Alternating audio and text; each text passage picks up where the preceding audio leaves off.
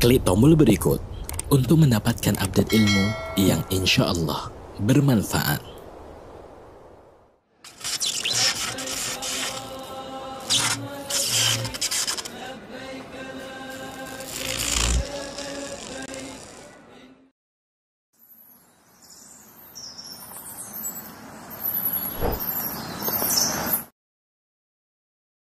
Kita di sore hari ini, tolabul ilmi dicatat oleh Allah Subhanahu wa taala sebagai amal dan ibadah.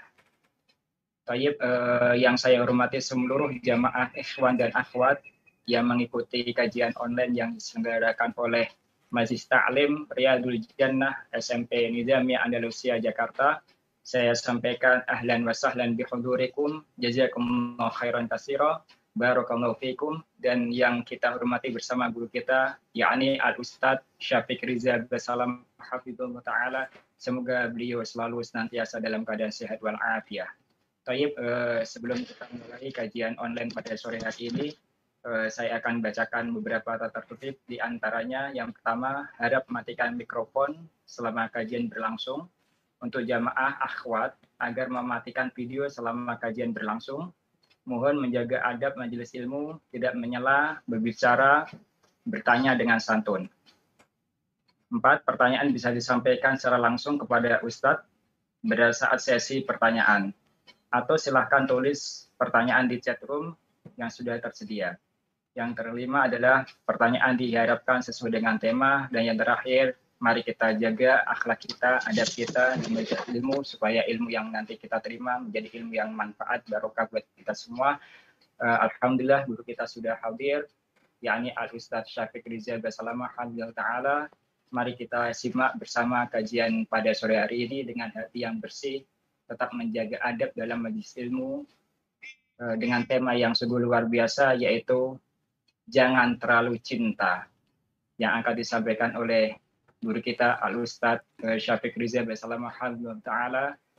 Kepada beliau, wa ilahi falyatafadhal masyhura. Tafadhal Ustadz. Barakallahu fikum. Assalamualaikum warahmatullahi wabarakatuh. Alhamdulillahi rabbil alamin. Wa bihi nasta'in ala umuri dunya waddin. Segala puja dan puji untuk Allah Rabbul Alamin, yang dengannya kita meminta pertolongan dalam menghadapi urusan-urusan dunia dan urusan-urusan agama. Wassalatu wassalam ala sayyidil mursalin wa imamil muttaqin qaidil ghurril muhajjalin sayyidina wa maulana Muhammadin wa ala alihi wa ashabihi ajma'in. Salawat dan salam semoga senantiasa tercurahkan untuk baginda Nabi kita Muhammad alaihi salatu wassalam. Manusia terindah, manusia terbaik yang pernah ada di muka bumi ini. Yang iman kita tidak akan diterima sampai kita mencintai beliau alaihi salatu wassalam. Dan semoga salat bersambung kepada keluarganya, para sahabatnya dan orang-orang yang mencintai beliau. Amma ba'd. Ahibati fillah. Berbincang tentang cinta. Banyak yang mengedepankan perasaan dalam cintanya. Dan terkadang cintanya berubah menjadi kebencian dan bencana. Namun ternyata cinta itu butuh logika, butuh pikiran. Agar cinta kita nggak salah dan tidak berlebihan.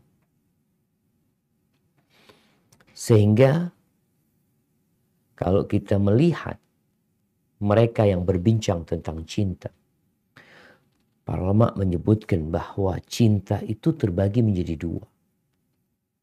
Secara sumber dan dasar.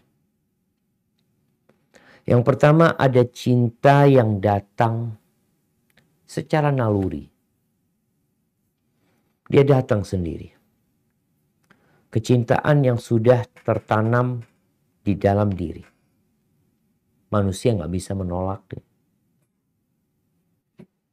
Ada di diri kita. Tanpa kita usahakan, tanpa kita berbuat, dia datang.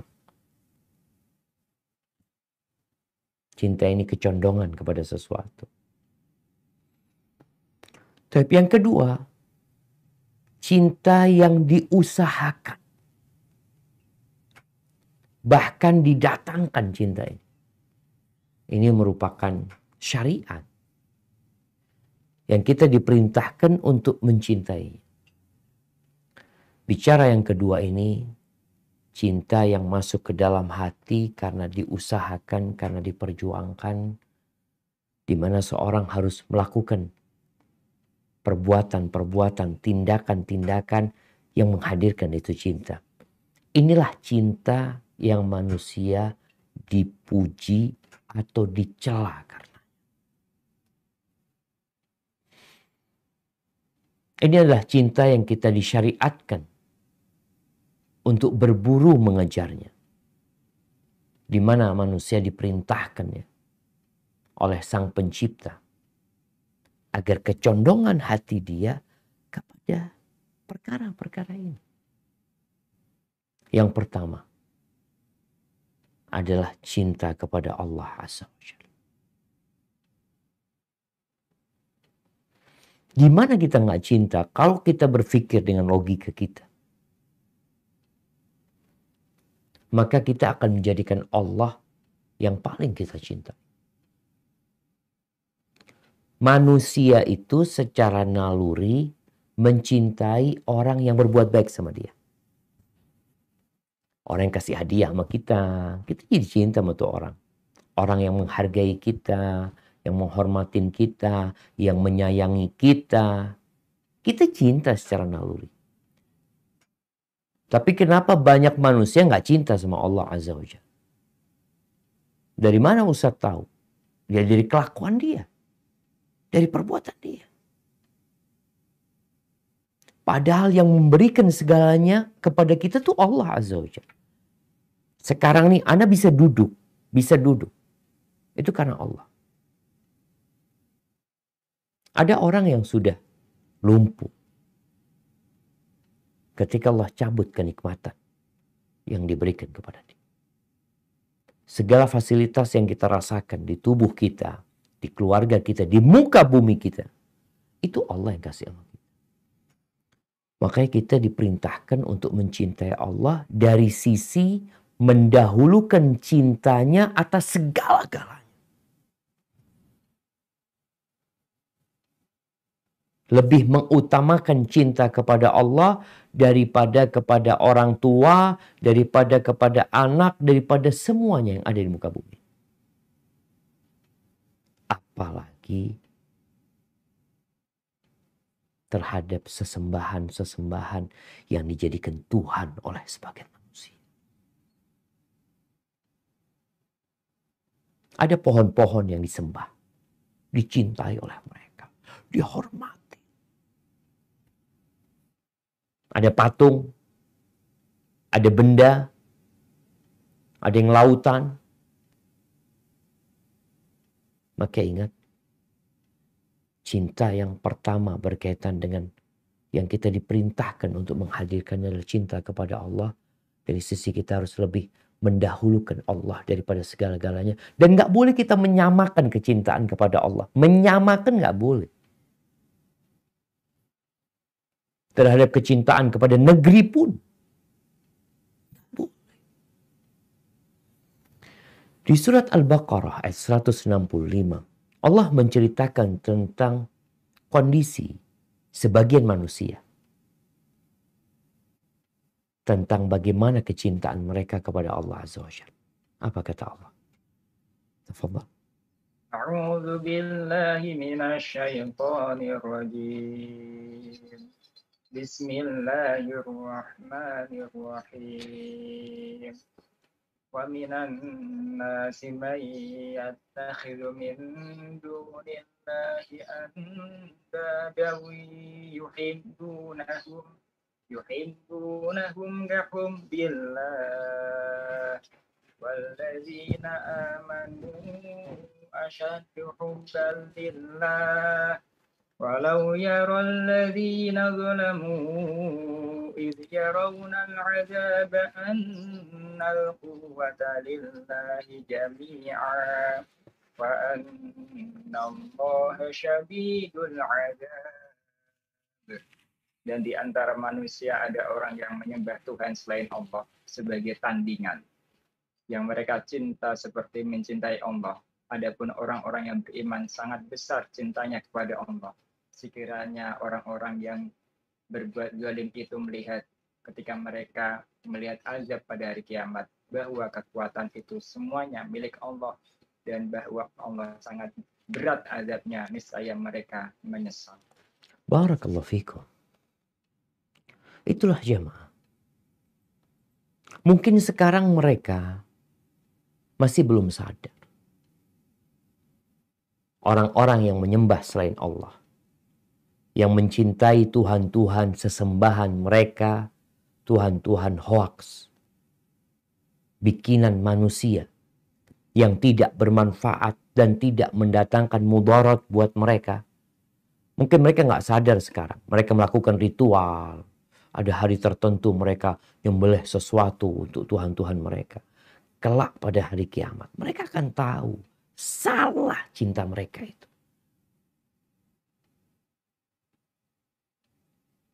Namun mereka tidak mampu berbuat apa-apa. Selesai. Makanya pada hari kiamat diperintahkan kepada orang-orang yang menyembah selain Allah Azza wa Jalla untuk berangkat. Minta pahala kepada sesembahan-sesembahan mereka. Nggak bisa. Makanya Nabi Ibrahim alaihissalam ketika mendakwain kaumnya. Setelah patung-patung yang disembah itu dihancurkan oleh Nabi Ibrahim alaihissalam. Tinggal satu yang besar. Yang tidak dihancurin nama Nabi Ibrahim alaihissalam. Ketika kaumnya bertanya, "A'anta fa'alta hadha bi'alihatina?" Ya Ibrahim, apakah engkau yang melakukan ini kepada Tuhan-Tuhan kami? Wahai Ibrahim, bayangkan Tuhannya ini bisa dihancurin. Kata Nabi Ibrahim, "Bal fa'alahu kabiruhum hadha. Fas'aluhum in kanu yantiqun." Enggak. Bukan. Yang menghancurkan ini yang paling besar itu. Yang paling besar sesembahan itu yang menghancurkan. Coba engkau tanyakan kepada yang dihancurin, tanyain. Siapa yang menghancurkan mereka? Mereka sadar. Gak bisa ngomong. Gimana ditanyain gak bisa ngomong? Kalau berbicara aja tidak bisa. Kenapa disembah? Membela diri aja gak bisa. Kenapa dimintain tolong? Inilah salah meletakkan cinta. Itu bukan cinta naluri. Makanya kalau kita lihat, satu-satunya dosa yang tidak diampuni itu syirik. Allah mengatakan, "Innallaha la yaghfiru an yushraka bihi wa yaghfiru ma duna dzalika liman." Allah tidak mengampuni dosa kesyirikan. Selain itu Allah ampuni. Yang Allah kehendaki Allah ampuni. Orang mencuri masih ada ampunan. Orang memperkosa masih ada ampunan. Orang merampok masih ada ampunan. Kenapa? Karena kepada harta, kepada wanita itu ada cinta naluri. Tapi kepada berhala nggak ada. Nggak ada kecondongan manusia itu kepada berhala. Gimana kau bisa condong kepada patung? Maka disebut kesyirikan itu kezaliman yang paling besar. Ini berkaitan cinta kepada Allah, di mana kita harus lebih mengutamakan Allah daripada segala-galanya. Yang kedua, cinta kepada Rasul Sallallahu Alaihi Wasallam. Ini dituntut kita mencintai Nabi alaihissalam. Kenapa? Karena kecintaan kepada Nabi ini akan mendorong manusia untuk mengikuti Rasulullah SAW. Lebih mendahulukan ucapannya daripada ucapan seluruh umat manusia. Lebih memuliakan Nabi daripada segala-galanya. Ini cinta yang disyariatkan, bukan cinta naluri. Kenapa? Ada orang yang cinta kepada Nabi SAW, tapi cintanya nggak manfaat. Karena cintanya hanya cinta naluri, kekerabatan aja. Seperti siapa? Seperti cintanya Abu Thalib kepada Nabi Muhammad SAW. Abu Thalib cinta kepada Nabi karena keponakannya. Maka kecintaan Abu Thalib ini tidak mendorong beliau untuk mengikuti Nabi Muhammad SAW. Padahal Nabi berusaha. Nabi pun cinta kepada pamannya. Cinta naluri. Karena pamannya. Bahkan ketika ajal datang menjemput Abu Thalib, Nabi datang. Membesuk pamannya. Mengatakan, Qul ya am, la ilaha illallah. Katakan wahai paman, la ilaha illallah. Abu Thalib cinta sama Nabi. Tapi nggak mau mengatakan la ilaha illallah. Maka ini bukan cinta yang disyariatkan. Cinta yang disyariatkan adalah cinta kepada Nabi SAW yang mendorong kita mengikuti beliau. Percaya dengan semua informasi yang disampaikan. Melaksanakan perintahnya, menjauhi larangannya. Itu karena cinta kepada Nabi SAW. Jadi kalau ada orang yang mengaku cinta kepada Nabi SAW, karena Nabi itu baik, Nabi itu Masya Allah, Nabi itu indah. Tapi ternyata kecintaan itu tidak melahirkan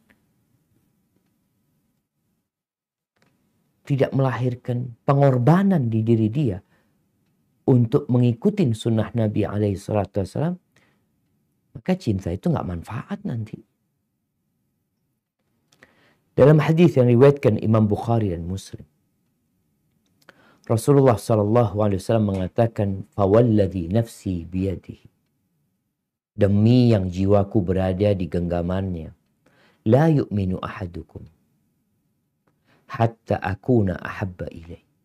Tidaklah beriman seseorang di antara kalian sampai aku lebih dia cintai. Daripada siapa? Daripada orang tuanya. Min walidihi wa waladihi wa nasi ajma'in. Sampai aku lebih dia cintai daripada orang tuanya, anaknya, dan seluruh umat manusia. Umar bin Khattab radhiyallahu anhu sempat mengatakan kepada Nabi SAW, "Ya Rasulullah, demi Allah engkau itu lebih aku cintai daripada semua yang ada, kecuali dari diriku sendiri." Umar mengatakan. Maka Nabi mengingatkan, "La ya Umar," alaihi salatu wassalam, "La ya Umar. Enggak, kecintaanmu enggak diterima sampai aku lebih kau cintai daripada dirimu sendiri." Lalu Umar, disinilah kan yang kalau orang harus berpikir. Berpikir dia. Lalu Umar mengatakan, "Iya Rasulullah, sekarang kalau lebih aku cintai daripada diriku sendiri." Iya. Yang baru sekarang imanmu itu diterima ketika mencintai Nabi SAW lebih dari segala-galanya. Jadi kalau orang memikir atau memikirkan kondisi dia tentang kecintaan dia kepada Nabi SAW, maka dia harus lebih mendahulukan Nabi daripada diri sendiri. Bagaimana para sahabat mengorbankan hartanya. Bagaimana Umar bin Khattab radhiyallahu anhu hijrah meninggalkan kota Mekah menuju ke kota Madinah, hidup susah di sana. Ada kecintaan. Kepada siapa? Kepada Allah dan kepada Rasul. Ini cinta yang diusahakan, bukan cinta naluri. Kemudian yang ketiga, mencintai yang dicintai Allah dan Rasulnya. Ini perlu kita lihat. Apakah kita sudah mencintai yang dicintai Allah dan Rasulnya? Apakah kita cinta dengan orang-orang soleh? Sebagian kita, nih, Ya, di Indonesia, di mana-mana di dunia ini, ada orang yang mencintai yang dibenci sama Allah. Engkau lihat, ada pelaku-pelaku kemaksiatan, public figur, aktor, aktris, penyanyi, apa, yang mereka ini sejatinya seharusnya kita benci, tapi kita malah cinta sama mereka. Mungkin mengatakan cinta secara naluri. Cinta kepada kecantikan, iya. Tapi jangan salah meletakkan cinta. Ketika engkau lihat orang itu melakukan kemaksiatan, mengajak kepada kemaksiatan, melakukan kemungkaran, seharusnya engkau benci sama mereka. Yang terjadi sebaliknya. Alim ulama, orang-orang yang soleh, malah dibenci, malah dimusuhi. Maka ingat, engkau akan dicela atau engkau akan dipuji tatkala mencintai Allah, mencintai Rasulnya, mencintai yang dicintai Allah dan Rasul. Ketika Rasul SAW menyebutkan tentang 7 golongan yang akan mendapatkan naungan dari Allah, pada hari tidak ada naungan kecuali naungannya, disebutkan di sana warajulani tahabba fillah. 2 orang yang saling mencintai karena Allah. Karena Allah. Bukan karena harta, bukan karena partai, bukan karena kepentingan, bukan karena golongan, bukan, tapi karena Allah Azza wa Jalla. Berkumpul karena Allah, berpisah karena Allah Azza wa Jalla. Dan cinta karena Allah ini yang disebut oleh Nabi alaihi salatu wassalam, awthaqu ural iman al-hubbu fillah wal bughdu fillah. Tali simpul keimanan yang paling kokoh adalah cinta karena Allah dan benci karena Allah. Baik, bicara cinta yang naluri tadi, yang tabiat, yang memang sudah ada di diri kita. Tanpa kita usahakan, dia ada. Cinta kepada keluarga, cinta kepada kawan, cinta kepada harta, cinta kepada anak, cinta kepada orang tua, cinta kepada istri, kepada wanita. Ini cinta yang naluri sebenarnya. Boleh-boleh aja. Artinya orang itu tidak dicela dan tidak dipuji karena cintanya ini. Karena itu sesuatu yang naluri. Namun dia akan dipuji karena sikap dia terhadap naluri yang ada pada diri dia. Contohnya nih, cinta kepada wanita bisa terpuji nggak? Bisa terpuji.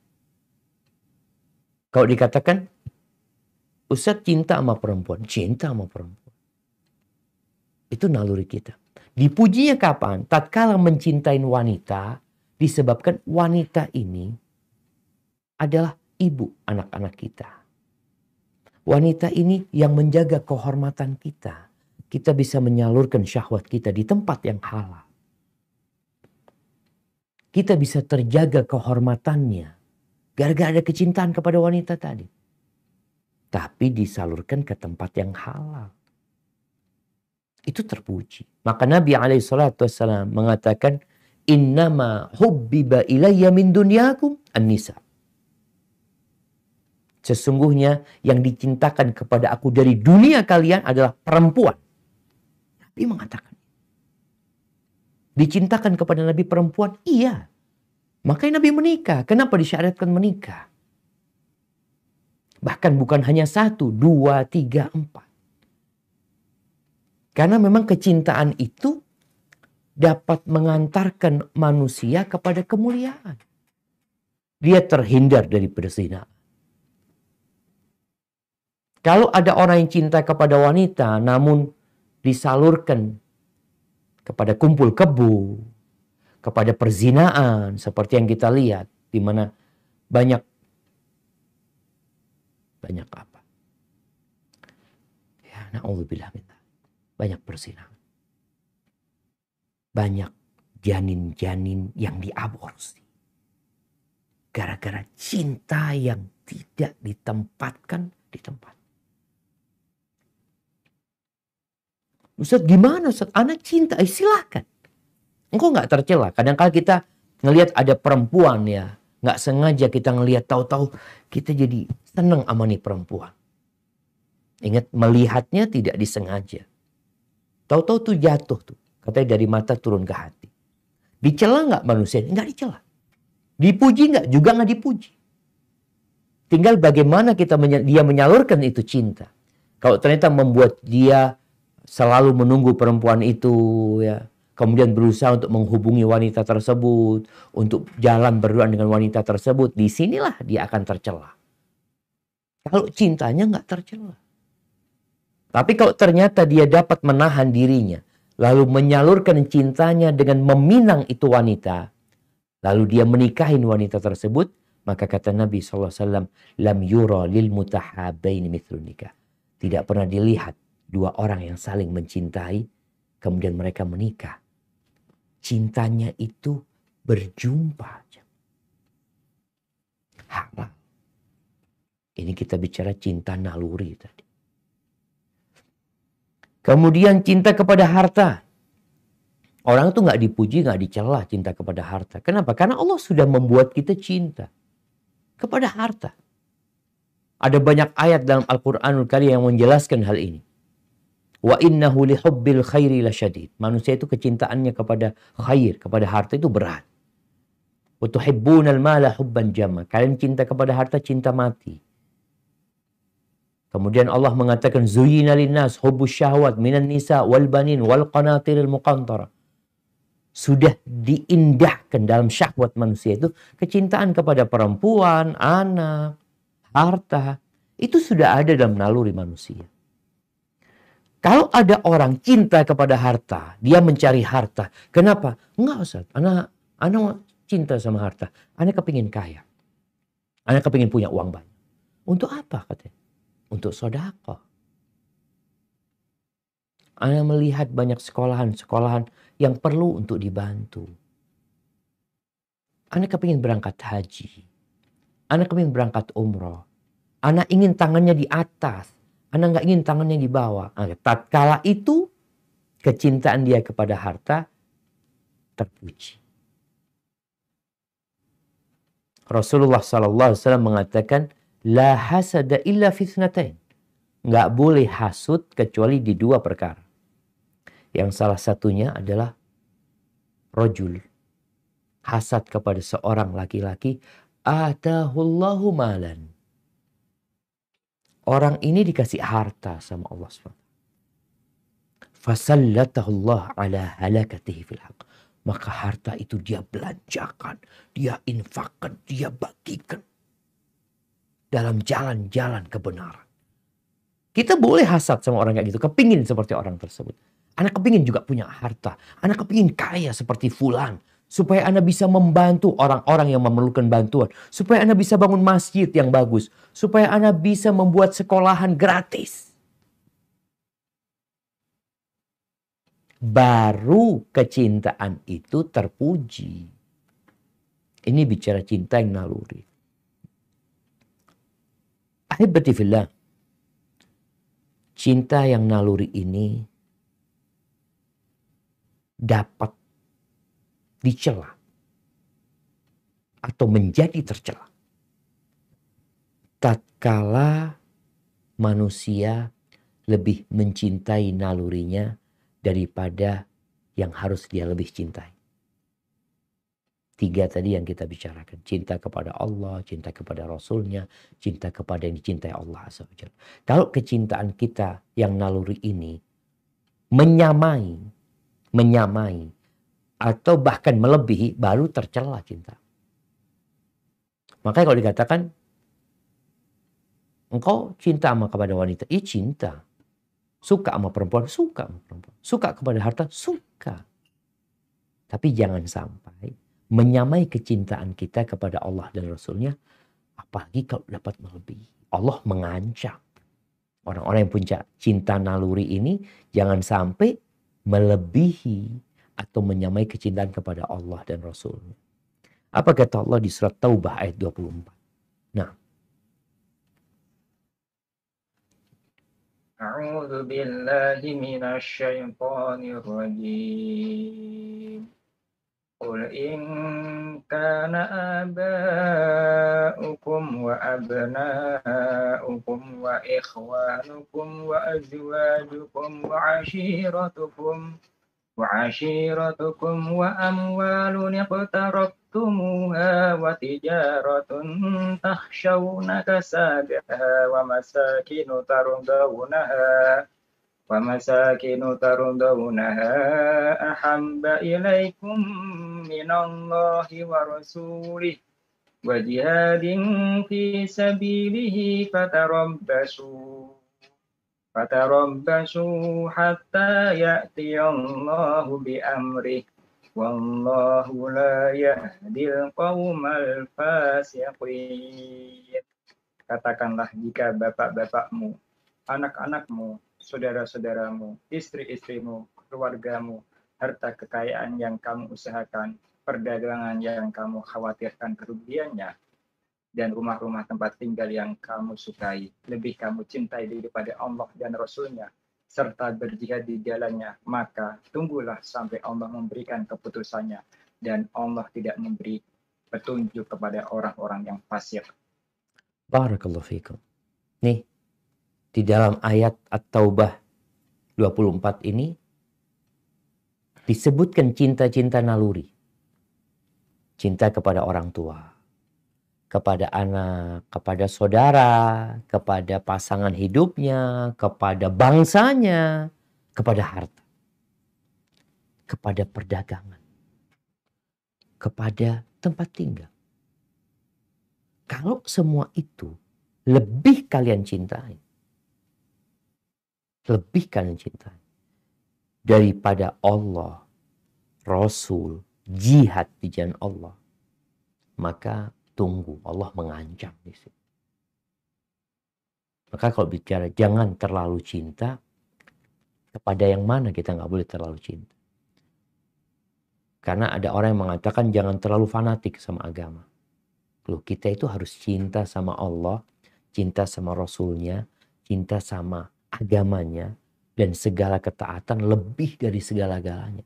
Bahkan lebih daripada diri kita sendiri. Tapi kalau ternyata kalian lebih mencintai bangsa kalian, kalian lebih mencintai keluarga kalian, bapak kalian, harta kalian, dunia kalian, maka Allah ancam, Allah tidak memberikan petunjuk kepada orang-orang. Ahibati fillah, bagaimana sekarang cara mengontrol cinta yang naluri ini supaya nggak terlalu, supaya nggak jadi bencana buat kita. Contoh nih, bagaimana cara mengontrol cinta kepada harta? Kalau kita merenungkan kondisi negeri kita, ya bukan negeri kita aja, dunia dengan pandemi ini yang secara ekonomi benar-benar terdampak. Bahkan tingkat kriminal di masa sulit ekonomi itu semakin besar. Banyak manusia yang menjadikan harta itu tujuan hidup dia. Sekolah tujuannya harta. Bekerja tujuannya harta. Semua tujuannya harta. Untuknya mereka berburu. Dengannya mereka puas. Karenanya mereka marah. Dengan sebabnya mereka loyal atau mereka memusuhi. Berapa banyak rahim yang diputuskan gara-gara harta. Berapa banyak darah yang dikucurkan gara-gara harta.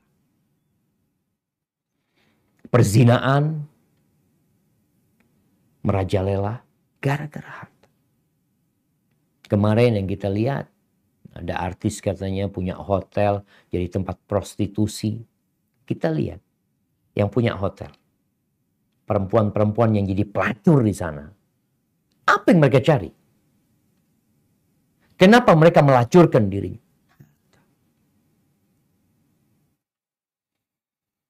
Perdagangan manusia dilakukan. Gara-gara apa? Fulus. Anak ribut dengan orang tuanya. Ada anak yang memancung orang tuanya.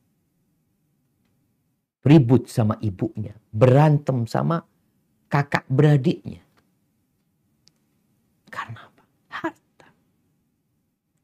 Jadi kecintaan naluri ini kadangkala keterlaluan sehingga membuat dia lupa. Anak tadi yang akhirnya memukul orang tuanya. Atau kakak beradik yang saling membunuh. Atau tetangga sama tetangga. Padahal yang mereka cintai tidak mencintai mereka. Emangnya harta ini cinta sama kita aja? Harta itu kadangkala menguasai kita. Menjadi azab.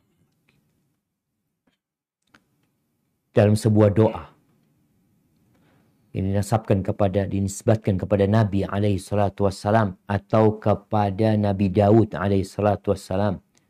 Beliau mengatakan, wa a'udzubika min malin yakunu alayya azaban. Aku berlindung kepadamu ya Allah dari harta yang menjadi azab buat aku. Awalnya nih cinta sama harta, tahu-tahu kecintaan dia jadi azab buat dia. Nggak bisa tidur gara-gara harta. Nggak bisa tenang, hidupnya gundah gulana gara-gara harta. Masuk penjara gara-gara harta. Jadi harta jadi azab. Na'udzubillah. Dan hal ini dikhawatirkan oleh Nabi alaihi salatu wassalam dan para sahabat. Di masa Umar bin Khattab radhiyallahu anhu, kita tahu di masa khilafah Amirul Mukminin Umar radhiyallahu anhu, kondisi negeri Islam itu makmur. Bahkan ada banyak harta yang berlimpah yang datang ke kota Madinah. Ada satu orang santunannya itu dalam setahun, subhanallah, ada yang 2.500 dirham. 2.500 dirham. Berapa 2.500 dirham? Ya, 250 juta. Ini santunan dari negara. Orang sekarang kerja, gaji setahun di Indonesia ini berapa setahun? Apa istilahnya? Per kapita gitu ya. Pendapatan per kapita apa 100 juta? Enggak kayaknya. Ini santunan dari negara 2.500 dirham. Kalau diuangkan sekarang 250 juta. Belum kerjanya, belum. Itu yang diberikan oleh pemerintah. Dari makmurnya negeri. Suatu hari datang ke Umar bin Khattab radhiyallahu anhu ini harta rampasan perang dari Raja Persia. Tatkala kerajaan Persia runtuh, dibawa itu harta, kemudian dituangkan ya, mungkin dari karung-karung atau dari kotak-kotak dituangkan. Lalu sama Umar ditutupi sama kain. Kemudian Umar memanggil. Memanggil siapa? Memanggil para sahabat dan para tabi'in, dipanggil semua. Ketika datang semua, itu harta yang bertumpuk. Mungkin di Masjid Nabawi. Tutup kain yang besar sekali. Kemudian diangkat itu kain jamaah. Di sana ada perhiasan-perhiasan. Emas, permata. Banyak sekali milik Raja Persia. Yang terkenal dengan kekayaan. Orang-orang takjub. Orang-orang takjub, Umar menangis. Dia menangis dan memuji Allah Azza wa Jalla.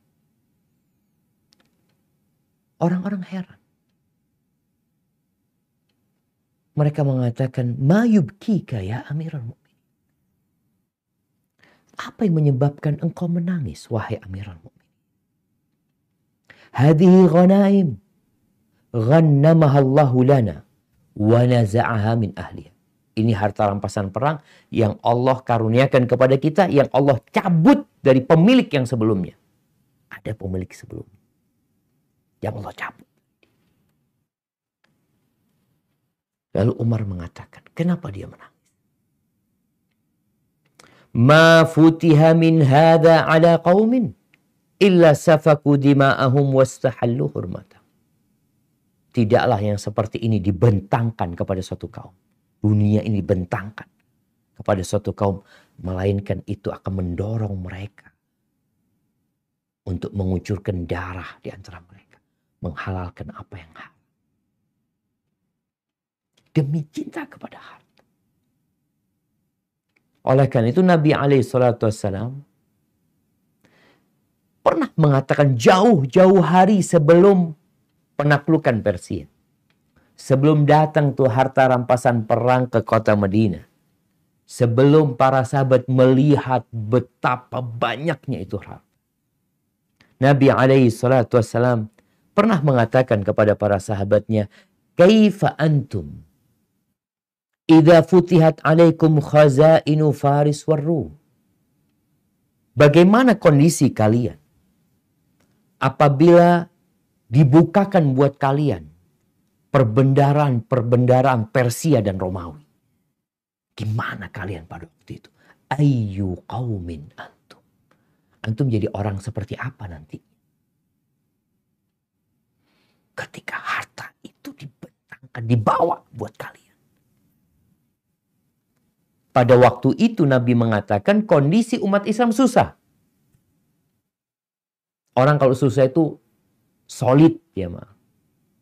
Mereka saling mencintai, mereka saling membantu. Itu dalam kondisi miskin, dalam kondisi fakir. Biasa seperti itu.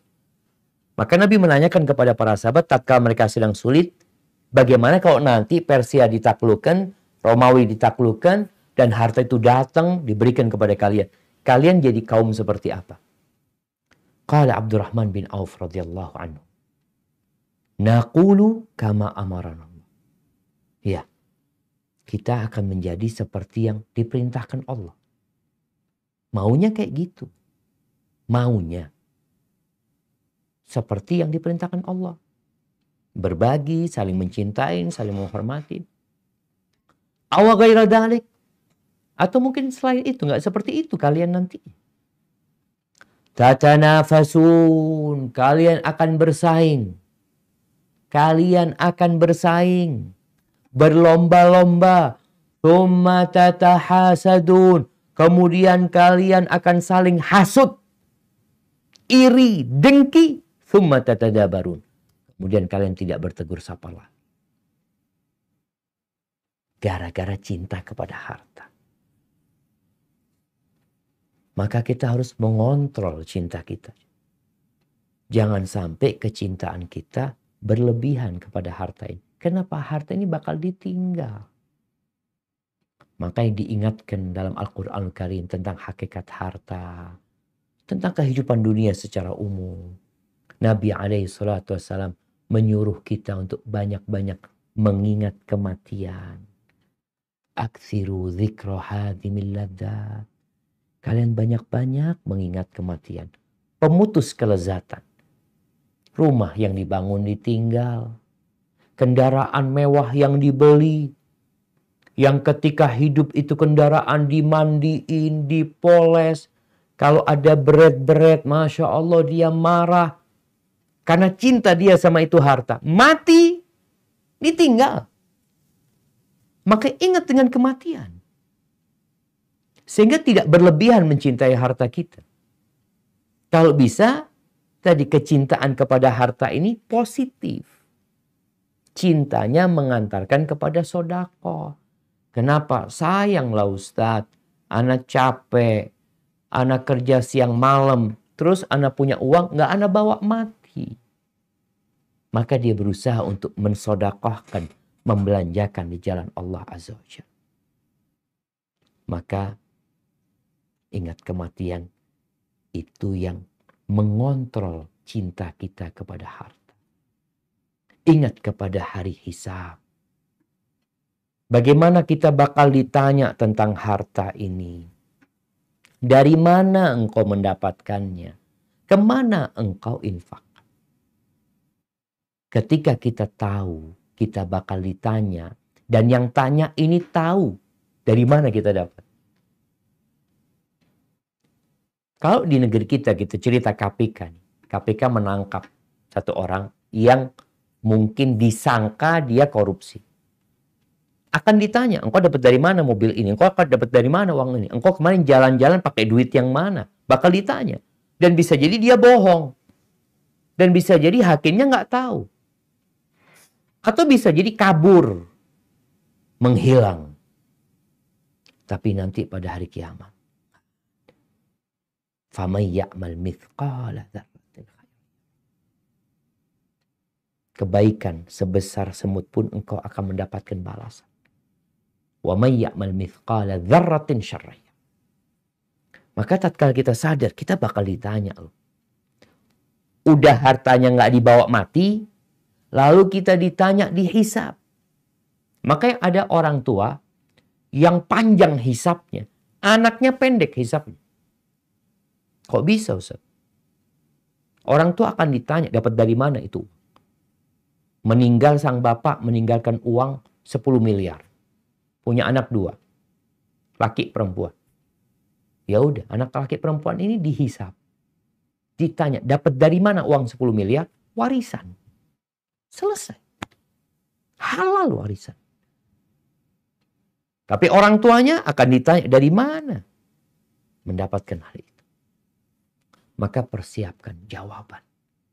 Gunakan harta ini dalam ketaatan kepada Allah. Bagaimana kita menghadirkan cinta kepada Allah, cinta kepada Rasulnya, cinta kepada yang dicintai Allah dan Rasulnya. Baik. Yang kedua, bagaimana kita mengontrol cinta kepada pasangan kita. Cinta kepada wanita. Tadi sudah disampaikan, menikah. Iya. Setelah menikah, jangan sampai kecintaan kita kepada keluarga melebihi kecintaan kepada Allah dan Rasul. Sehingga kita tercela lagi. Apa kata Allah di surat At-Taghabun ayat 14-15? Naam, tafadhal. A'udzu billahi minasyaitonir rajim. Ya ayyuhalladzina amanu inna min azwajikum wa auladikum aduwwan lakum fahdharuhum wa in ta'fu wa tasfahu wa taghfiru fa innallaha ghafurur rahim. Innama amwalukum wa auladukum fitnah wallahu indahu ajrun azim. Wahai orang-orang yang beriman, sesungguhnya di antara istri-istrimu dan anak-anakmu ada yang menjadi musuh bagimu. Maka berhati-hatilah kamu terhadap mereka. Dan jika kamu maafkan dan kamu santuni serta ampuni mereka, maka sungguh Allah Maha Mengampun dan Maha Penyayang. Sesungguhnya hartamu dan anak-anakmu hanyalah cobaan bagimu, dan di sisi Allah pahala yang besar. Barakallahu fikum. Di sini, bagaimana kita mencintai istri atau istri mencintai suami, jangan terlalu. Ada istri yang menyebabkan suaminya bekerja di tempat yang haram. Ada istri yang menghalangi suaminya dari beribadah kepada Allah Azza wa Jalla, dari melakukan ketaatan. Suami punya uang umpamanya ya, alhamdulillah punya rezeki, kepingin berangkat umroh, kepingin berangkat haji. Kata istrinya, sayang bang, kita beli mobil dulu lah. Kita renovasi rumah dulu. Dia nggak berangkat umroh, dia nggak berangkat haji, padahal sudah wajib. Gara-gara siapa?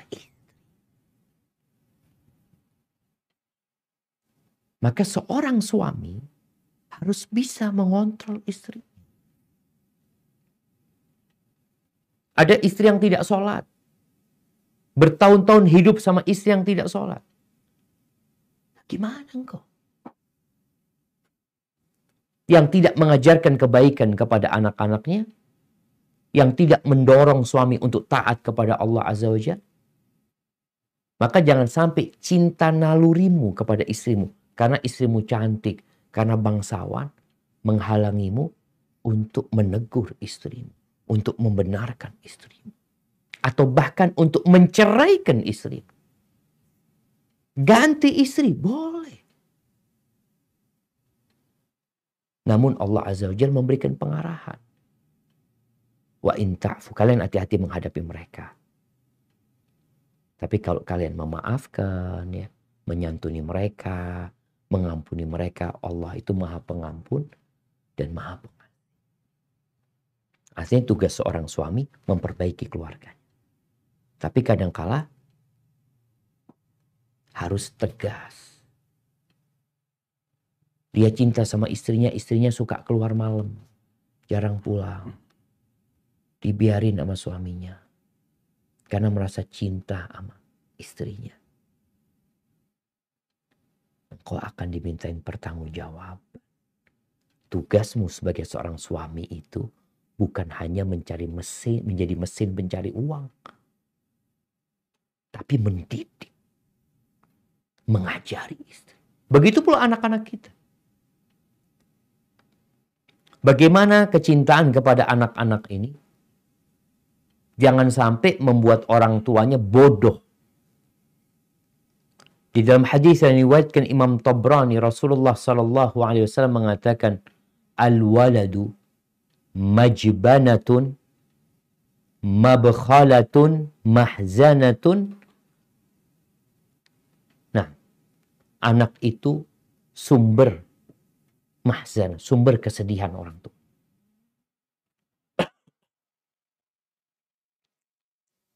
Di mana orang tua ini kalau keinginan anaknya tidak terpenuhi, dia sedih, majhala, bikin orang tuanya bodoh, bertindak bodoh kadang-kala orang tuanya.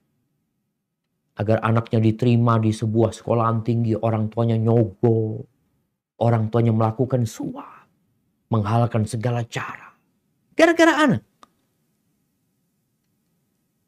Yang seharusnya anak ini menjadi, ya memang tadi fitnah, anak itu fitnah. Ada kecintaan kita kepada anak. Sehingga kita berpikir bagaimana anak kita diterima di tempat itu. Walaupun orang tuanya bertindak bodoh, nyogok, menyuap orang tua. Dan itu banyak. Mabkhalah. Anak itu sumber kekikiran, bakhil. Orang tuanya jadi jarang sodako. Ibunya jarang sodako. Punya rezeki, oh ini buat anak. Punya rezeki lagi, oh ini nanti buat anak yang satunya. Kapan kau sodako? Kapan kau berbagi kepada orang lain? Dan anak ini majban. Membuat orang tuanya jadi pengecut.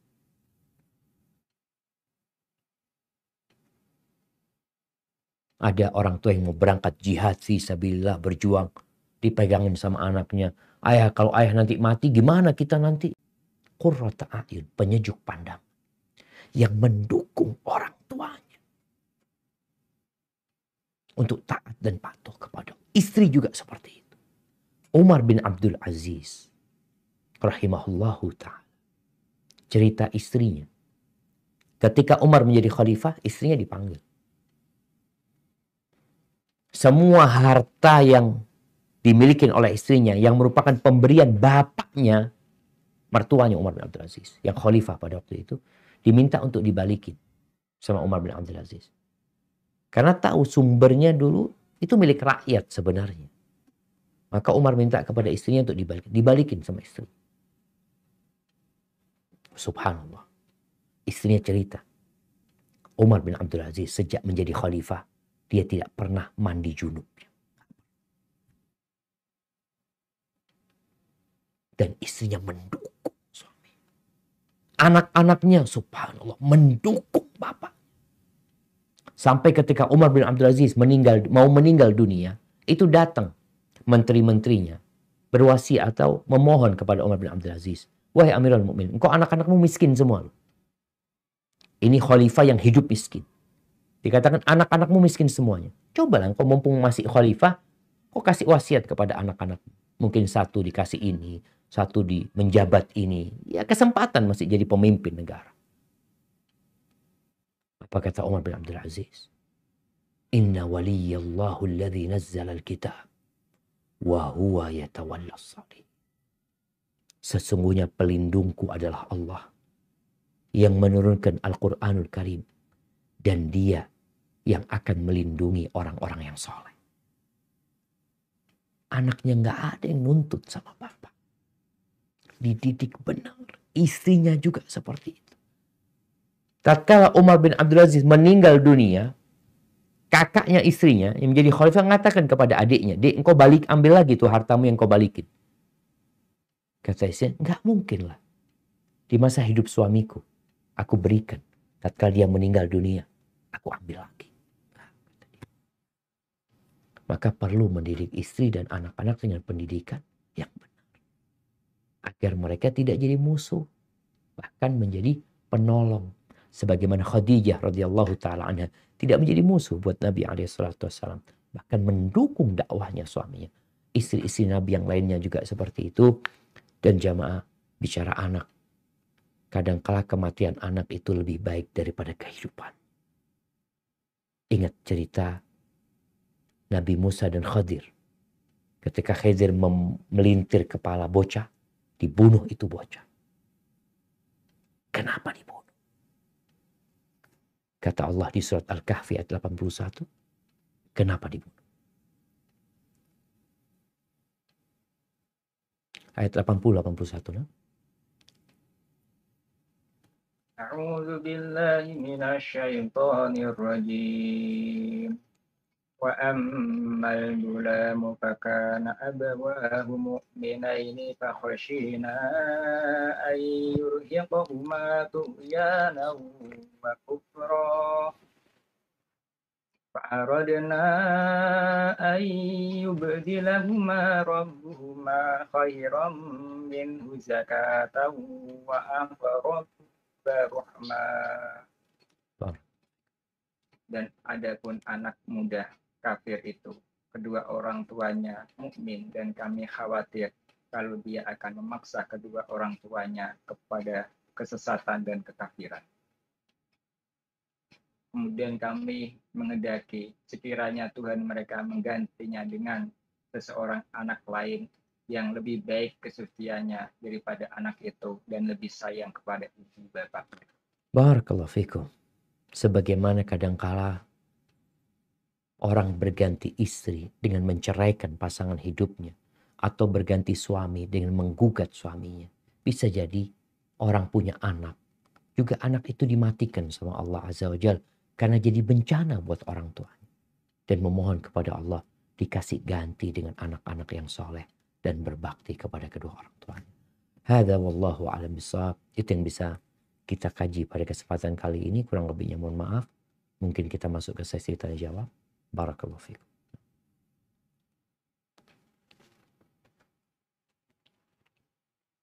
Ya Ustaz, alhamdulillah, syukran jazakallahu khairan katsiran.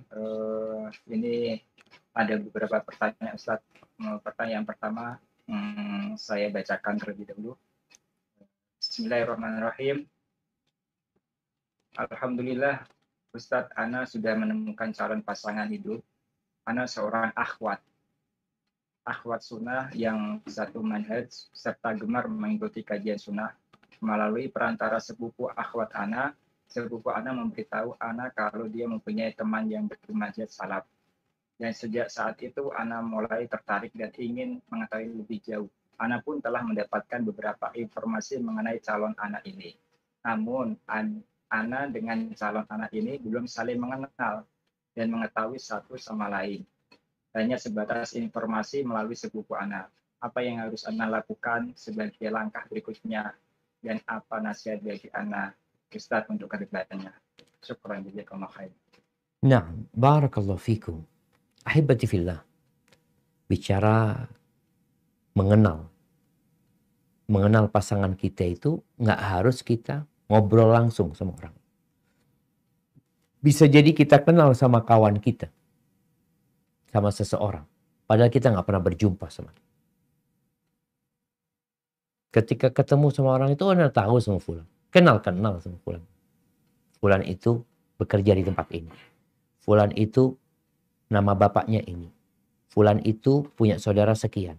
Fulan itu ya punya harta sekian. Artinya kita bisa mengenal orang itu tanpa berjumpa dengan orang tersebut. Dari mana? Dari informasi. Dan informasi ini penting. Kalau tadi dapat informasi dari sepupunya, mungkin perlu mencari informasi yang lebih. Karena kadang-kala satu orang ini tidak mewakili. Kadang-kala subjektif dia. Karena dia udah kadang senang sama tuh orang. Tapi bisa cari dari orang lain lagi. Mencari informasi dalam rangka mengenali dia. Sehingga engkau kenal sama dia tanpa berjumpa nantinya. Setelah engkau dapat informasi yang cukup, disinilah boleh nador. Si laki itu datang melihat. Perempuan ini juga melihat. Boleh ngobrol, tapi nggak boleh berduaan. Kalau mungkin setelah dapat informasi yang cukup itu, ada sesuatu yang ingin ditanyakan, silahkan. Setelah itu istikharah. Minta pilihan sama Allah SWT.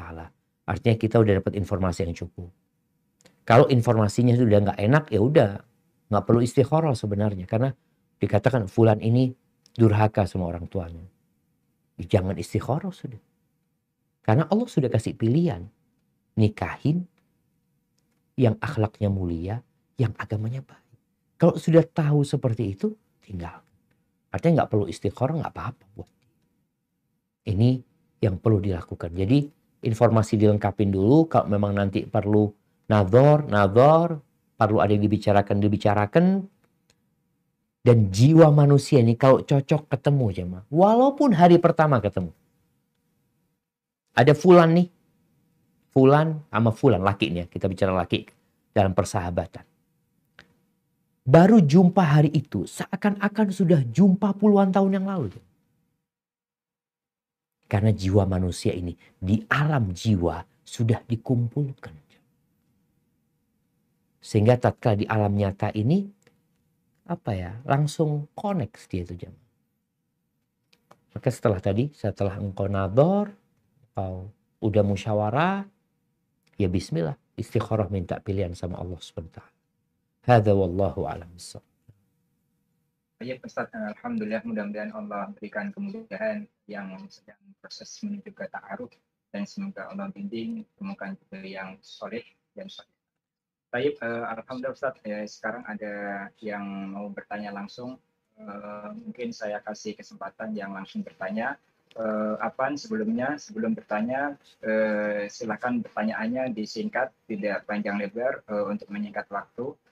Langsung aja saya sapa dan bisa disampaikan langsung atas nama Pulana. Tafadholi, silakan sampaikan. Iya, jazakallahu khairan. Assalamualaikum Ustaz. Waalaikumsalam warahmatullahi wabarakatuh. Barakallahu fiik. Naam, tafadhali. Jadi sebenarnya kalau mau singkat juga saya bingung Ustaz. Boleh bercerita sedikit dulu Kak Ustaz? Sedikit. Ceritanya juga singkat gitu. Nah, tafadhali. Gini, jadi kan saya sebenarnya baru 4 bulan menikah. Terus di awal pernikahan tuh suami tuh marah ke saya gitu. Terus beberapa minggu kemudian dia mengaku kalau sudah selingkuh, dan kemarin itu itu ketahuan kalau ternyata selingkuhannya hamil. Tapi terus setelah itu katanya keguguran. Nah, terus suami itu sempat bilang ke saya kalau dia itu harus menikahi itu karena cinta dengan selingkuhannya dan sudah tidak cinta lagi sama saya, Ustadz. Tapi kalau misal saya tidak mau dipoligami, saya harus mau ditinggalkan demi perempuan itu, gitu Ustadz. Ya saya bingung harus Anti gimana. kenapa? Ustadz. Anti nggak siap ninggalin dia? Gimana? Anti nggak siap ninggalin dia? Ada yang Enggak. diberatkan? Ya gimana Ustadz, baru 4 bulan juga. Saya tuh sebenarnya nggak ini sih sama orang tua juga nanti gimana, saya kepikiran orang tua gitu. Kalau saya juga masih ada rasa kan otomatis ke suami saya gitu Ustadz. Siap. Nah, ini buat ukhti yang bertanya jamaah, ini sangat berkaitan dengan tema kita hari ini. Ada cinta naluri, ada cinta karena Allah. Seharusnya ukhti ini benci sama suami. Tapi benci karena Allah. Gimana suami berzina sampai hamil, keguguran. Lalu dia berpikir untuk menikahin itu perempuan. Bukan berpikir untuk taubat kepada Allah. Ini masalah besar. Makanya kalau suami anti bertobat kepada Allah Azza wa Jalla dengan taubatan nasuha, wajar anti mempertahankan rumah tangga. Tapi kalau ternyata dia tidak bertobat kepada Allah, tinggalkan. Apa gunanya sekarang anti hidup dengan seorang laki-laki yang sudah berzina, bahkan wallah dia katakan mungkin gugur atau digugurkan. Nanti bagaimana kehidupan selanjutnya? Kalau bicara poligami, boleh poligami dalam Islam. Tapi bukan menikahi pezina. Namun jamaah, Allah sudah menyebutkan pezina itu nikahnya sama pezina. Az-zaniyatu la yankihuha illa zanin aw musyrik. Pezina perempuan itu tidak menikahi dia kecuali lelaki pezina atau orang musyrik. Sampai seperti itu. Maka nasihat ana, kalau anti cinta sama Allah Azza wa Jalla, anti ajak suami anti bertobat kepada Allah. Bukan bicara menikahin. Apalagi suami sudah mengatakan tidak ada rasa sama anti. Ini contoh suami yang sudah gak berakhlak mulia. Akhlak mulia, gak mulia, agamanya juga hancur. Dengan kondisi dia berzina tidak bertobat kepada Allah Azza wa Jalla. Maka ana rasa buat yang bertanya, anti diperiksa aja sama suami. Sampaikan kepada orang tua bahwasanya orang yang meninggalkan sesuatu karena Allah, Allah akan kasih ganti yang lebih baik. Kalau ada rasa cinta sama suami, mungkin cinta naluri yang tadi kita bicarakan. Ada istri cinta sama suaminya secara naluri. Tapi seharusnya ya naluri ini pun bisa berubah, cinta itu menjadi permusuhan ketika suaminya selingkuh seperti tadi. Rasa kesian anti sama orang tua, sampaikan kepada orang tua tadi, insya Allah Allah kasih ganti yang lebih baik ya. Dan ya kadangkala yang terjadi itu karena kesalahan kita juga. Harapan anak anti bertobat kepada Allah, beristighfar memohon ampun kepada Allah. Karena mungkin anti ketika memilih pasangan hidup tidak sesuai dengan kriteria yang diperintahkan oleh Allah dan Rasul. Hadza wallahu a'lam bissawab. Baik Ustaz, mudah-mudahan fulana nantiasa mendekatkan diri kepada Allah, dan dengan wasilah itulah semoga Allah membimbing kita semua, terutama di jalan yang dirindui oleh Allah SWT. Baik Ustaz, saya akan bacakan pertanyaan berikutnya, yakni Bismillahirrahmanirrahim. Sebelum menikah, suami ana mengatakan pengajuan syarat pernikahan di mana ana tidak boleh bersalaman dengan laki-laki yang non-mahram. Namun ana seorang perawat di mana harus kontak dengan pasien. Ana kadang tidak sengaja bersentuhan dengan non-mahram dalam bekerja, Sungguh ana sudah berusaha menghindarinya. Namun ana masih memikirkan syarat pernikahan tersebut. Bagaimana caranya, Ustaz? Barakallahu fikum. Iya jemaah, sebenarnya nggak perlu disyaratkan. Kenapa nggak perlu disyaratkan? Seorang muslimah, seorang muslim itu memang tidak boleh bersentuhan yang bukan mahramnya. Itu hukum agama. Rasulullah SAW nih, buat orang-orang yang masih mungkin menuduh macam-macam ya. Kadang-kala kalau ada orang nggak mau salaman dikatakan, oh hatinya kotor ini, nggak menghormatin orang lain ya. Rasulullah SAW, tidak ada manusia yang lebih indah dari beliau. Yang kita diperintahkan untuk mencintai beliau. Dan cinta ini menuntut kita untuk mengikuti syariat beliau alaihi salatu wassalam. Beliau mengatakan, inilah usafihun nisa. Aku tidak berjabatan tangan dengan wanita. Para sahabat wanita tentunya ingin mendapatkan berkah tangan Nabi alaihi salatu wassalam. Tapi Nabi mengatakan, aku tidak berjabatan tangan dengan wanita. Sehingga tatkala datang wanita menjumpai Nabi alaihi salatu wassalam, mereka nggak berjabatan tangan. Mereka tidak mencium tangan Nabi alaihi salatu wassalam. Karena bukan mahram. Maka kalau ada orang sekarang, ya bebas-bebas berjabatan tangan dengan wanita. Dengan dalih, enggak, ana nggak ada perasaan apa-apa kok. Bersih hati ana. Maka cintai Rasulullah SAW dan ikuti syariat. Tapi bagaimana dengan syarat tersebut? Kan syaratnya itu anti tidak boleh berjabatan tangan dengan selain mahram. Berjabatan tangan. Namanya berjabatan tangan ini sengaja dia melakukan itu. Tapi kalau tadi bersentuhan dengan pasien tanpa sengaja, maka itu tidak merusak perjanjian yang dibuat. Dan secara hukum agama pun kalau tidak sengaja maka tidak mengapa. Dalam doa kita mengatakan kepada Allah, Rabbana la tu'akhidna in nasina au akhtana. Ya Allah, jangan hukum kami ya Allah. Jangan beri sanksi kami apabila kami lupa atau kami tidak sengaja. Hadza wallahu a'lam bissawab. Ya, Ustaz, alhamdulillah. Kita lanjutkan pertanyaan yang berikutnya. Pertanyaan masih seputar tentang kedekatannya antara suami dan istri. Afwan Ustaz, ana Umu Afiqah mau bertanya tentang kecintaan terhadap pasangan. Salahkah ana sebagai istri melarang suami ana mengikuti kegiatan kantor yang menurut ana kurang berfaedah, Ustaz? Di samping itu, suami ana setiap mengikuti kegiatan tersebut, penampilan suami ana tidak bisa menjaga hati. Ana sebagai istri, ana merasa jengkel, Ustaz. Jazakallahu khairan.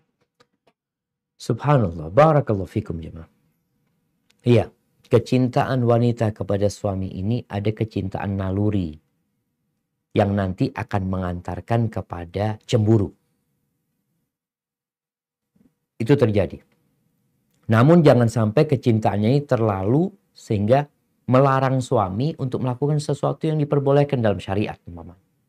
Gara-gara cemburu. Karena ada seorang wanita yang cemburu kepada suaminya karena suaminya terlalu baik sama kakak adiknya.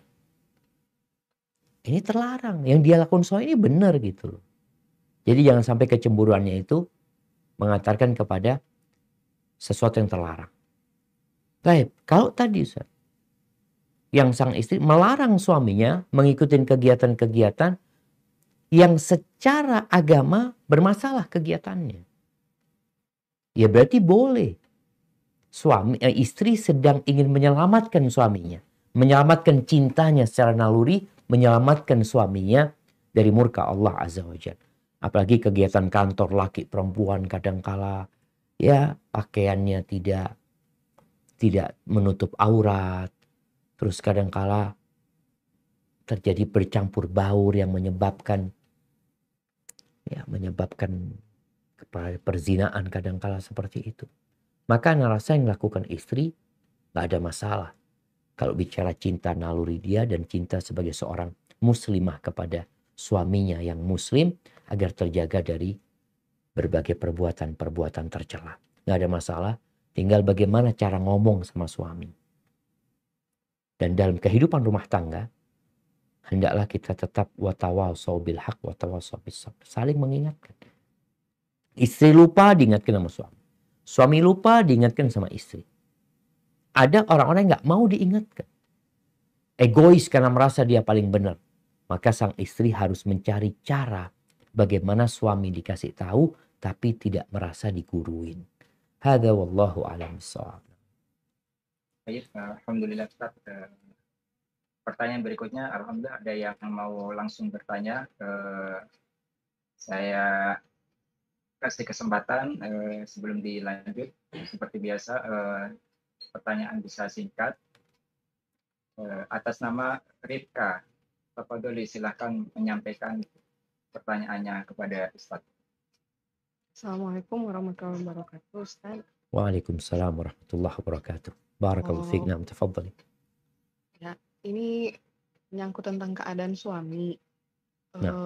Suami itu sedang dalam pilihan untuk ini merawat orang tua yang sedang sakit tapi di luar pulau, atau mempertahankan pekerjaan di sini.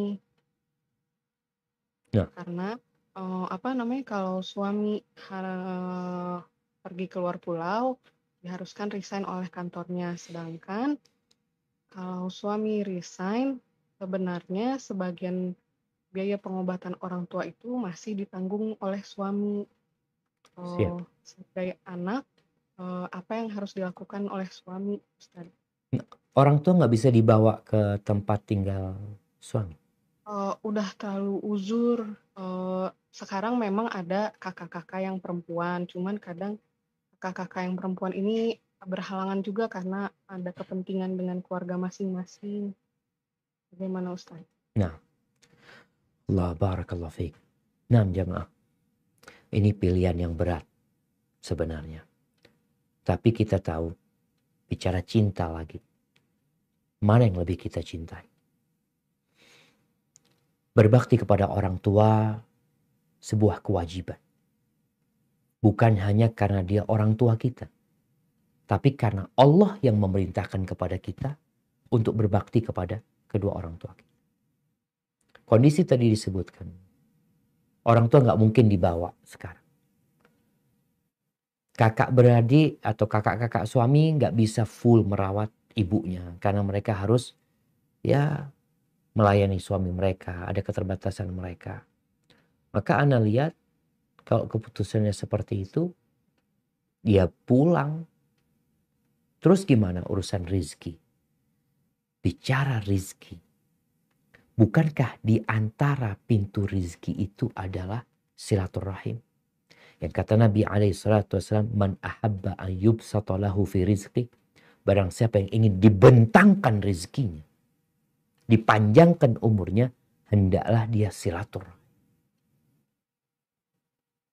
Maka mungkin bisa dimusyawarahkan sama suami ya. Merawat orang tua ini bisa jadi tadi kalau memang ada keluarga yang dapat merawat ibu, kakak beradik, alhamdulillah. Mereka mungkin sang suami berbagi harta, dengan hartanya dia membiayai ibunya. Atau bisa jadi dengan cari orang yang merawat ibu, membayar orang untuk merawat ibu kita. Tapi kalau nggak memungkinkan, sang anak harus pulang. Dan jangan takut dengan urusan rezeki. Allah akan berikan ganti yang lebih baik.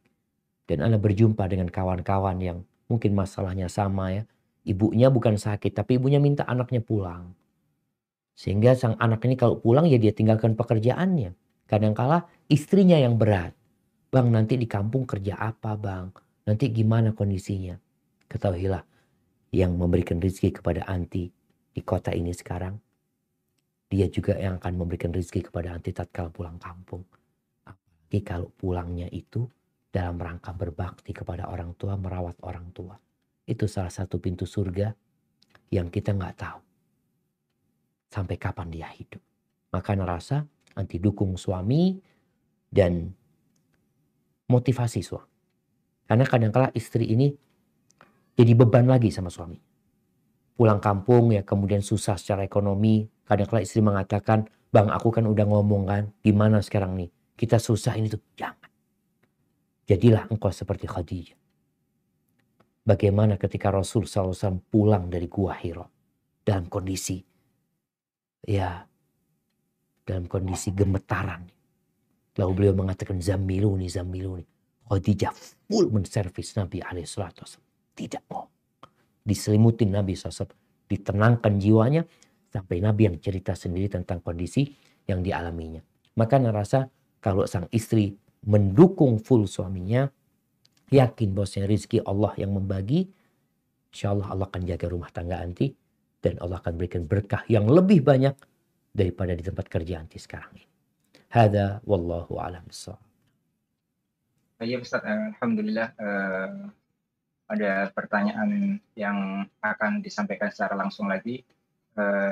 Saya persilakan kepada saudari Selma, silakan menyampaikan. Tafadholi.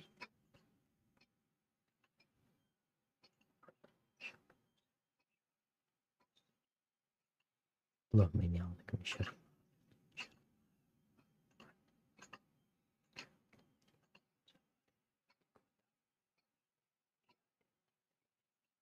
Apa nih Ustaz?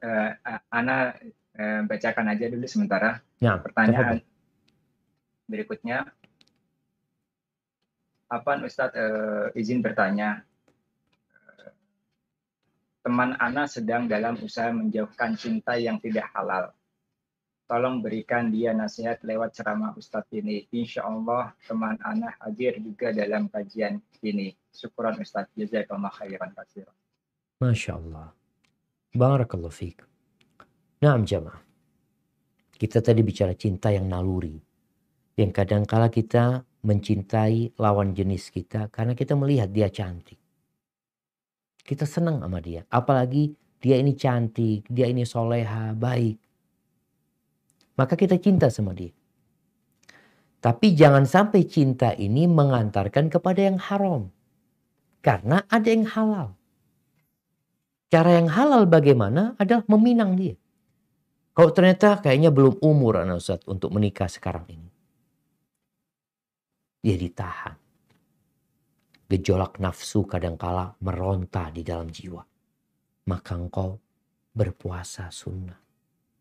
Untuk menahan nafsu. Hindarin pertemuan dengan perempuan tersebut. Karena biasanya orang kalau cinta itu kepingin ngeliat itu perempuan. Ya, dan insya Allah ketika engkau bersabar. Menahan cintamu. Mengontrol dan mengarahkannya kepada yang lebih indah. Yaitu dengan mempersiapkan diri untuk menikah. Insya Allah Allah akan berikan pahala yang besar buat dirimu. Karena memang berat jemaah menahan hal itu. Kemudian kadangkala nih. Ada orang yang cintanya nggak kesampaian. Tahu-tahu tuh perempuan nikah sama orang lain. Tapi dalam hati tetap kita ingin sama perempuan tersebut itu. Apa yang harus dilakukan? Maka arahkan kepada yang lainnya. Tatkala memang dia sudah milik orang lain. Semoga Allah memberikan ganti yang lebih baik buat engkau. Namun jamaah memang perjuangan itu harus dibalut dengan doa. Minta sama Allah Azza wa Jalla. Agar jiwa kita dijaga. Di antara doa yang diajarkan Nabi SAW. Beliau mengatakan, Allahumma inni a'udzubika min syarri sam'i. Wa min syarri basari. Wa min syarri lisani. Wa min syarri qalbi. Wa min syarri mani. Ya Allah, aku berlindung kepadamu. Dari keburukan pendengaranku. Keburukan penglihatanku. Keburukan lisanku. Keburukan hatiku. Dan keburukan air mani. Hadza wallahu a'lam bissawab. Ustaz, alhamdulillah. Pertanyaan berikutnya tadi berkaitan tentang suami istri. Sekarang kita masuk ke pertanyaan yang sungguh luar biasa, yaitu Ana bacakan langsung. Bagaimana Ustaz caranya mempererat atau menumbuhkan kembali rasa saling cinta terhadap saudara sekandung yang telah terputus lantaran persoalan pembagian harta sisa peninggalan orang tua. Padahal sebelum orang tua meninggal sudah dibagi-bagikan. Hanya karena terlalu cinta kepada harta sampai terputus tali silaturahim antara saudara. Jazakallahu khairan. Allahu Akbar. Ya. Itu yang ditakutkan oleh Nabi alaihi salatu wassalam. Ada sebuah cerita seorang alim ulama ini bersama muridnya berangkat mengantarkan jenazah. Dalam perjalanan menuju ke kuburan, mereka melewatin sekerombolan anjing yang sedang tidur-tiduran, yang sedang istirahat di antara mereka ya. Hidup anjing itu penuh dengan kedamaian, ketenteraman. Pulang dari kuburan, kambing itu ribut. Anjing itu ribut. Saling menggonggong, ini menggigit kakaknya, ini menggigit adiknya.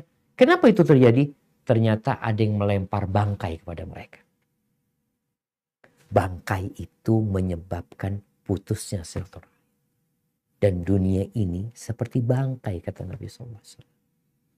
Bagaimana kakak beradik putus hubungan? Gara-gara harta warisan yang gak seberapa. Yang mati juga gak dibawa. Bagaimana sekarang untuk menyambungkan hubungan itu? Kita berada di bulan Sya'ban. Ingat Nabi SAW menyebutkan bahwa pada malam pertengahan Sya'ban itu Allah memandang kepada hamba-hambanya. Mengampuni semua hamba-hambanya kecuali 2 orang. Yang satu musyrik, yang kedua musyahin. Yang satu orang yang melakukan kesyirikan, yang kedua orang yang punya dendam, punya dengki sama saudaranya. Apalagi sama saudara kandung. Di mana dia memutuskan silaturahim. Apa yang harus dilakukan? Yang pertama, engkau berdoa memohon kepada Allah agar dibukakan hatinya. Yang kedua, engkau berusaha untuk berbuat baik. Biasanya kalau sudah ribut sama kakak beradik ini, sama anak-anaknya juga ribut. Berusaha untuk berbuat baik. Punya sedikit rezeki, kirimkan kepada kakak. Kirimkan kepada adiknya. Pokoknya berusaha untuk memulai menyambung tali silaturahim. Kalau bisa berjumpa, berjumpa. Kalau enggak, mungkin bisa telepon. Sekedar assalamualaikum. Tanya gimana kabarnya. Kalau diangkat, cuma kadang-kadang nggak diangkat. Datang ke rumahnya nggak dibukain pintu. Tapi tetap datang. Datang ke rumahnya. Assalamualaikum ya. Kalau nggak dibukain pintu, pulang. Nanti datang lagi assalamualaikum. Nggak dibukain pintu, pulang. Berusaha untuk berbuat baik. Bawa oleh-oleh. Taruh, gantungkan di pegangan pintu itu. Gantungkan di sana, pulang. Terus kita berbuat baik. Semoga suatu hari akan luntur hatinya menjadi baik pula. Mungkin juga perlu minta tolong orang lain. Agar orang ini menyambungkan. Kadang-kala kan nggak bisa ketemu langsung. Tapi lewat orang lain yang mungkin ngobrol. Adikmu, kakakmu. Kepingin ia menebus kesalahan yang telah terjadi masa lalu. Ingin amalannya diangkat sama Allah. Dosa-dosanya diampuni. Ya ada beberapa nasihat yang perlu disampaikan agar hatinya tersentuh untuk menyambung rahim kembali. Hadza wallahu a'lam bissawab. Ya Ustaz, alhamdulillah tidak terasa waktu kita sudah di akhir waktu. Afwan Ustaz, mau minta izin, kira-kira masih lanjut boleh? Kayaknya satu pertanyaan lagi Ustaz, mungkin Ustaz, pertanyaan penutup. Barakallahu fikum. Baik Ustaz, alhamdulillah. Afwan Ustaz, ini ada pertanyaan yang mungkin akan terbesit di pikiran seseorang ya. Apakah ini termasuk al-bisu iblis atau min hamzati syaitan? Afwan Ustaz, izin bertanya. Terkadang saya sering terbesit memikirkan tentang kehidupan akhirat yang kekal. Di surga hidup terus, nggak tidur, nggak sholat, apa nggak bosen. Saya terkadang takut Ustaz, takut sama Allah kalau memikirkan itu. Mohon nasihatnya Ustaz. Barakallahu fikum. Ya jamaah. Kita ini kalau memandang akhirat. Yang pertama, akhirat itu kata Nabi SAW. Allah berfirman, A'dadtu li'ibadiyas salihin. Aku persiapkan buat hamba-hambaku yang saleh. Ma la ainun ra'at. Wala udhunun sami'at. Wala khatara ala qalbi bashar. Aku sediakan di sana buat hamba-hamba yang soleh apa yang tidak pernah didengar oleh telinga, tidak pernah dilihat oleh mata, dan tidak pernah terbetik di dalam jiwa. Nggak pernah. Jadi kalau bicara di surga itu bosan, kita di dunia itu, kapan kita bosan? Kita melakukan tindakan atau kita liburan ya, kita bersenang-senang, kita bosan. Tapi kalau pindah liburan ke lainnya, berganti lagi, hilang kejenuhan itu. Dan di surga ada segala variasi kenikmatan. Sehingga nggak ada bosannya. Bosan itu kalau kegiatannya cuma itu doang. Di surga, fiha ma tashtahil anfus. Di sana semua yang diinginkan oleh jiwa. Kita umpamanya tiap hari makan ikan bakar. Bosan kan? Aduh, ikan bakar terus. Kepingin kambing bakar, ganti kambing bakar. Kambing bakar bosan, ganti yang lainnya. Ini dalam urusan makanan. Dan kita tiap hari makan. Orang makan nasi nggak pernah bosan ya. Cuma kan lauknya yang berubah, ini semuanya berubah. Maka di surga itu segala variasi yang kau inginkan, engkau dapatkan. Makanya nggak ada bosannya di sana itu. Itu mungkin yang perlu diingat oleh hamba. Bicara buah-buahan, segala macam buah-buahan. Makanya kita kalau di dunia, tiap hari makan buah mangga, bosan mangga terus. Nah, ganti. Habis mangga durian, habis durian mungkin ada apel, habis apel buah yang lainnya. Dan di surga semuanya disediakan sama Allah Azza wa Jalla. Sehingga nggak ada kebosanan dan kejenuhan di sana. Pindah dari satu tempat ke tempat lainnya. Sungai-sungainya juga berganti-ganti. Pakaiannya berganti-ganti. Istrinya lebih cantik dan terus lebih cantik. Tidak jadi tua. Kalau di dunia mungkin istrimu akan tua. Ketika tua, sakit-sakitan, meninggal dunia. Tapi di sana kekal dan abadi. Insya Allah kita semua masuk surga Allah. Allahumma inna nas'alukal jannah wa na'udzubika minan nar. Itu mungkin yang dapat Anda sampaikan pada kesempatan kali ini. Kurang lebihnya mohon maaf. Anda kembalikan ke moderator. Jazakumullah khair. Ustaz, alhamdulillah, terima kasih banyak Ustaz atas bimbingannya dan atas nasihatnya buat kita semua.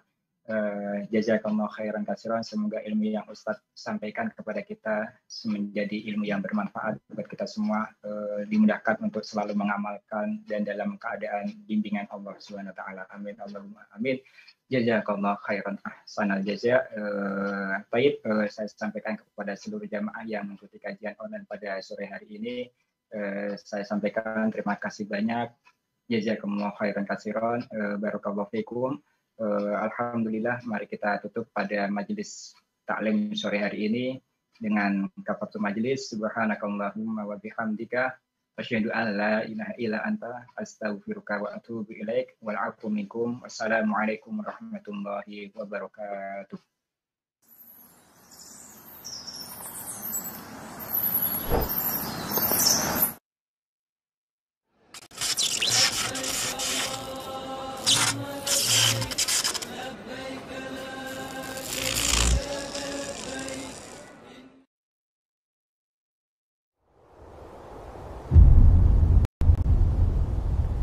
Klik tombol berikut untuk mendapatkan update ilmu yang insya Allah bermanfaat.